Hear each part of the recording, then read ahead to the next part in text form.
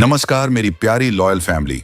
मैं हूं mister hell और आज के पॉडकास्ट में आपके लिए ट्रक ड्राइवर की एक बहुत ही डरावनी कहानी लेकर के आ चुका हूं। अक्सर हम में से ज्यादातर लोगों को यही लगता है कि इन ट्रक ड्राइवर्स के तो मजे ही मजे हैं। ये एक जगह पर बैठे दिन भर ट्रक चलाते हैं और नई नई जगह पर घूमते भी रहते हैं। लेकिन साथियों, एक ट्रक ड्राइवर को क्या क्या मुसीबतें झेलनी पड़ती हैं, यह केवल एक ट्रक ड्राइवर ही जानता है।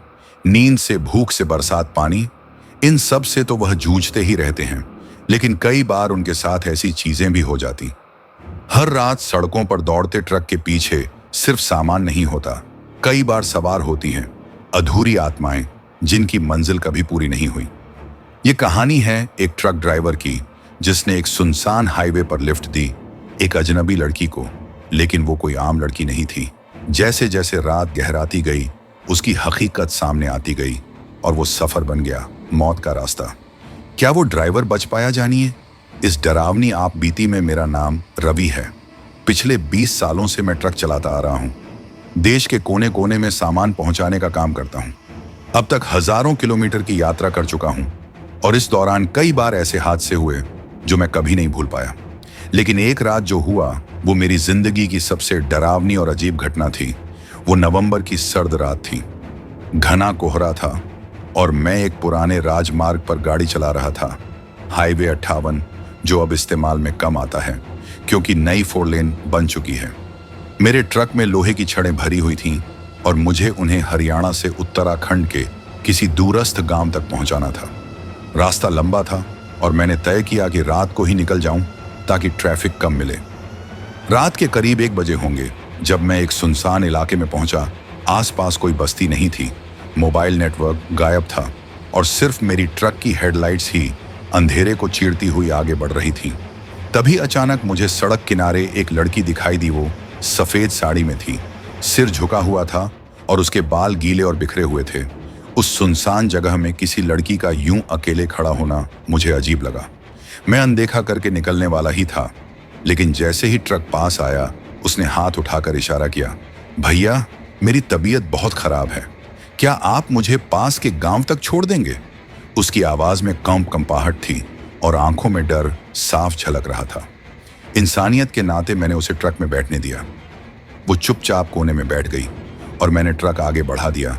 लेकिन कुछ मिनट बाद ही अजीब बातें होने लगी। मैंने आईने में देखा, लड़की की परछाई नहीं पड़ रही थी।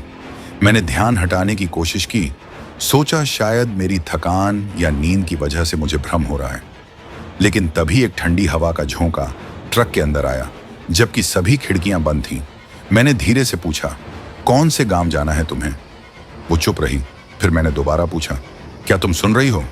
इस बार उसने गर्दन घुमाकर मेरी ओर देखा। उसकी आंखें बिल्कुल सफेद थीं, बिना पुतलियों के। मेरे रोंगटे खड़े हो गए। मैंने ट्रक रोक दिया और दरवाजा खोलकर बाहर कूद गया। जब हिम्मत करके पीछे की सीट देखी तो वहां कोई नहीं था। मैं बुरी तरह डर चुका था, लेकिन रास्ता सुनसान था, न तो कोई होटल, न ढाबा, न ही कोई मदद करने वाला। मजबूरी में मैंने फिर ट्रक स्टार्ट किया और चल पड़ा। लगभग 20 मिनट बाद मुझे एक पुराना ढाबा दिखाई दिया, श्याम ढाबा। मैंने राहत की सांस ली और ट्रक रोककर अंदर गया। ढाबा खाली था, सिर्फ एक बूढ़ा आदमी बैठा था जो चाय बना रहा था। मैंने उससे पूछा, क्या यहाँ कोई लड़की मिली थी? हाल ही में। उसने मेरी तरफ देखा, फिर धीमी आवाज में बोला, कौन? वो सफेद साड़ी वाली। उसने तुम्हारे ट्रक में बैठने की कोशिश की क्या? मैं हैरान रह गया, तुम कैसे जानते हो? वो बोला, हर साल नवंबर में वो यहाँ आती है। सालों पहले इसी रोड पर उसका एक्सीडेंट हुआ था और तब से वो अपनी मौत का बदला लेने लौटती है। बूढ़े की बात सुनकर मेरे पैरों तले जमीन खिसक गई। मैंने उससे और जानकारी लेने की कोशिश की, लेकिन उसने हाथ जोड़कर कहा, भैया इस सड़क को छोड़ दो, जहां तक हो सके इस रास्ते से दूर रहो। मैंने चाय पी, थोड़ा आराम किया और फिर निकल पड़ा। लेकिन अब मेरे मन में डर बैठ चुका था। करीब 2 घंटे बाद जब मैं एक पुराने पुल पर पहुंचा तो ट्रक अचानक बंद हो गया। कुछ भी करने पर इंजन स्टार्ट नहीं हुआ। बाहर निकलकर देखा तो अजीब बात थी, ट्रक के चारों टायर एक साथ पंचर हो चुके थे। ये कैसे हो सकता था? तभी पीछे से वही लड़की फिर प्रकट हुई। इस बार उसके कपड़े खून से सने थे और उसके पैर उल्टे थे। मैंने भागने की कोशिश की, लेकिन मेरे पैर जैसे जम गए थे। लड़की मेरी तरफ बढ़ रही थी और उसकी आंखों से खून बह रहा था। तभी उसने कहा, तुम भी उन्हीं में से हो जो मुझे अकेला छोड़ गए थे। उस रात उसकी आवाज में एक गूंज थी, जैसे कई आत्माएं एक साथ बोल रही हों। मैं समझ नहीं पाया कि वो किसकी बात कर रही है। तभी अचानक सब अंधेरा हो गया। जब होश आया, मैं अस्पताल में था। 3 दिन बाद मुझे होश आया और मुझे बताया गया कि मेरा ट्रक 100 फीट गहरी खाई में गिर गया था। लेकिन चमत्कार ये था कि मुझे खरोंच तक नहीं आई थी। हॉस्पिटल से निकलने के बाद मैं दोबारा उस ढाबे पर गया, लेकिन वहां सिर्फ जला हुआ मलबा मिला। गांव वालों ने बताया कि वो ढाबा तो 10 साल पहले जलकर खाक हो गया था। फिर मैंने स्थानीय थाने में जाकर उस लड़की के एक्सीडेंट की रिपोर्ट तलाशने की कोशिश की। काफी खोजबीन के बाद पता चला कि 2007 में एक लड़की नेहा अपने परिवार के साथ कार में सफर कर रही थी।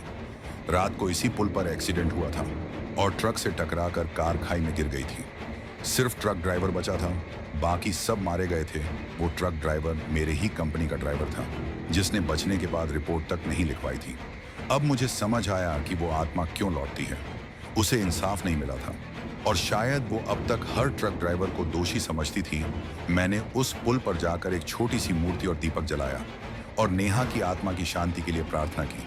लेकिन अंदर कहीं ना कहीं मुझे आज भी लगता है वो अभी भी यहीं कहीं है, उसी हाईवे पर। आज भी जब मैं किसी पुराने राजमार्ग से गुजरता हूँ तो हर कोने में, हर मोड़ पर मुझे लगता है जैसे कोई छाया मेरा पीछा कर रही है। अब मैंने उस मार्ग पर जाना बंद कर दिया है, लेकिन ट्रक चलाने का पेशा मुझे रोक नहीं पाया।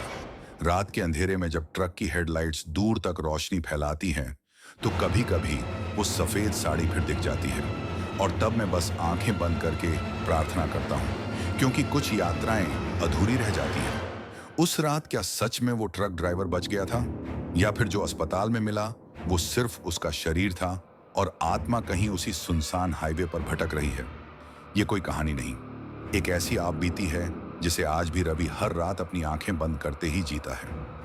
अगली बार जब आप रात में हाईवे पर सफर करें और कोई सफेद साड़ी में लिफ्ट मांगे, तो एक बार सोचिएगा, जरूर कहीं वो भी तो नहीं। तो साथियों, हमारी आज की ये स्टोरी यहीं पर कंप्लीट होती है और ट्रक ड्राइवर की यह कहानी आपको बिल्कुल पसंद आई होगी। हालांकि काफी कम लोग होंगे जो आखिर तक कहानी को सुन रहे होंगे, लेकिन अगर आप अभी तक कहानी को सुन रहे हैं तो फिर कमेंट में लिखिए, हम हैं मिस्टर हैल की लॉयल फैमिली जो आखिर तक सुनते हैं। पूरी स्टोरी में समझ जाऊंगा कि आपने कहानी को एंड तक सुना है और आपका नाम अगली स्टोरी में जरूर लूंगा। तो दोस्तों, अब मिलते हैं अगली स्टोरी में।